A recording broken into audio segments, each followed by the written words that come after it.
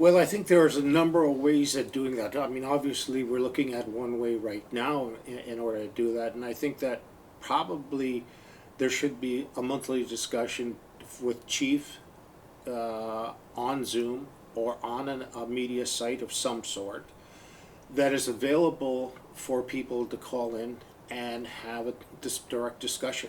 I mean, I can't go if I were chief. I was chief here for 12 years. I didn't have the time to go to people's home and sit down and have a tea.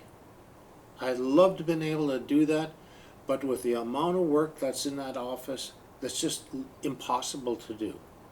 But I think there's availability, there's time available where in fact we can have these kind of discussions using technology, media, in a proper way in order to do that.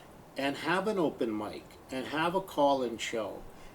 I understand we're having a radio system being put in place.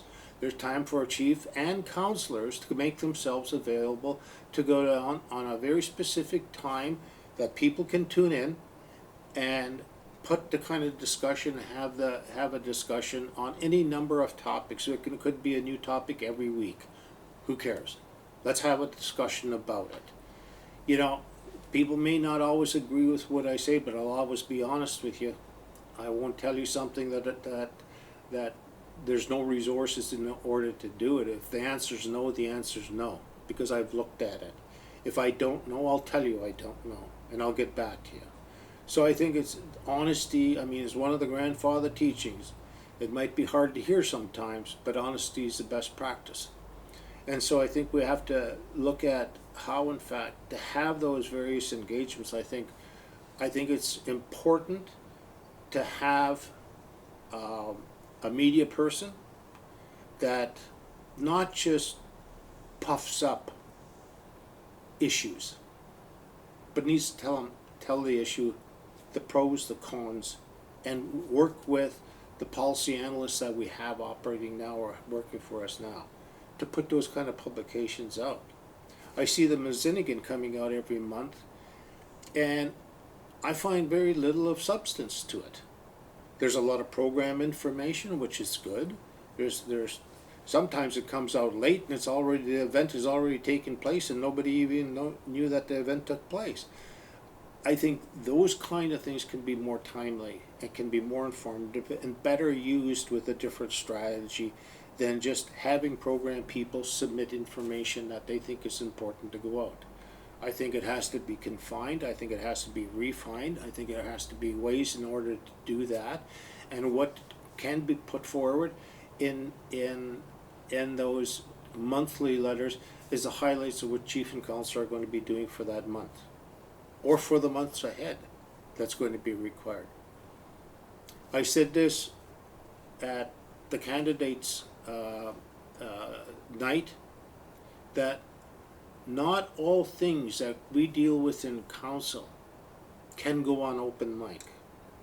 There are confidentiality issues, and let me just name a few. One will be obviously confidentiality on sensitive negotiations, particularly over land claims.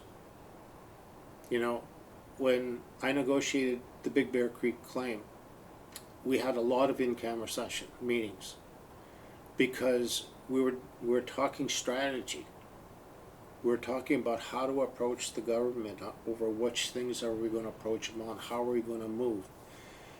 And the council had to understand the strategy, so when we were at the table, they understood what was going on at the meeting. And so we all had to be, on the same page at the same time when we were facing government over that critical issue. So things like that of sensitive nature won't be on an open mic. Issues that surround business. One of the first things that business will require you to do is sign a non-disclosure agreement, an NDA, right? They don't want their information out in public.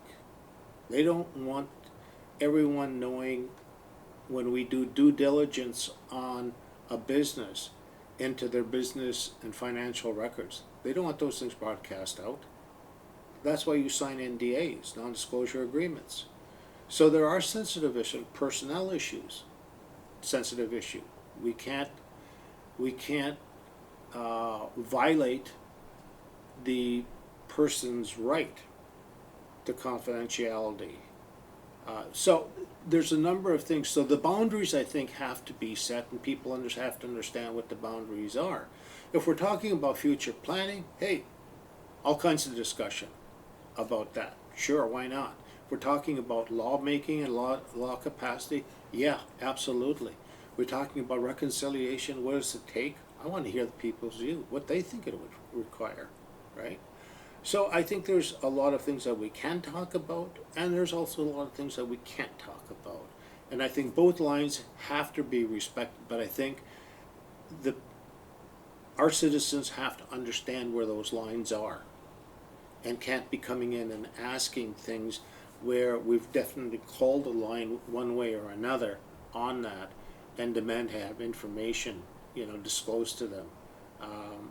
It's just not going to happen. I don't think we have those boundary lines clear enough for one another. Another thing that I think that we're going to have some boundaries around is over land acquisition. We can't be disclosing exact pieces of property in public as we acquire land, because land valuation will go up and it will become unaffordable for us. So I think we have to be discreet in terms of exercising how we're going to make land acquisition and for what reason. And I think it has to be very clear. We're not acquiring land for the sake of acquiring land. We're acquiring land for a reason. And a reason could very well be a business reason, a business idea.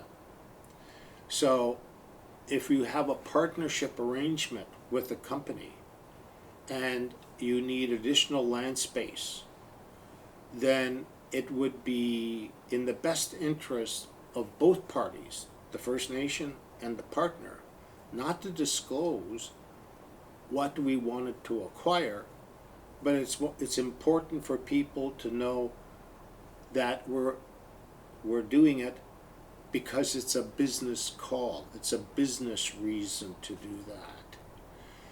There's a business reason to acquiring land in urban centers, because you make it a tax-free zone. We're not going to tell people where we're going to buy. We're just going to acquire it. For what reason? Because we have a business that wants to come and do that. And so there's economic reasons, economic impacts about having too much disclosure. It has to be done in a strategic way.